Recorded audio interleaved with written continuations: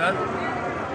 মানিপুর একাদশ ক্লাবের এবার ৫৫তম বর্ষে আমাদের বিশেষ আকর্ষণ ছিল শারদ উৎসবে যেরকম মা দুর্গা দোলা এসেছিল, সেই আদলেই আবার আমাদের পালকিতে মা শ্যামা মা এসছে। এই আদলের এবারে মণ্ডপটা তৈরি করা হয়েছে। অনুষ্ঠানের কদিন কোনো প্রোগ্রামও রেখেছেন? আমাদের মাঠে মেলা হয় দেখে আমরা প্রোগ্রামটা রাখতে পারি না, বাট মাঠে বিরাট বড় মেলা হয়, মাঠ জুড়ে প্রচুর মানুষ আসে, সেই জন্য আমরা আলাদা কোনো অনুষ্ঠান রাখতে পারি। আপনার নাম? আমার নাম পুলক দাস, সদস্য একাদশ ক্লাব। বলো, এবছরে কি অনুকরণে মণ্ডপটি তৈরি করেছেন আপনারা? আমরা প্রত্যেক বছর যেরকম করি এই বছর নতুনত্ব একটা জিনিস করেছি। জোর বলো। আমাদের ঠাকুরটা হচ্ছে অন্যরকম সিস্টেমে করা হয়েছে।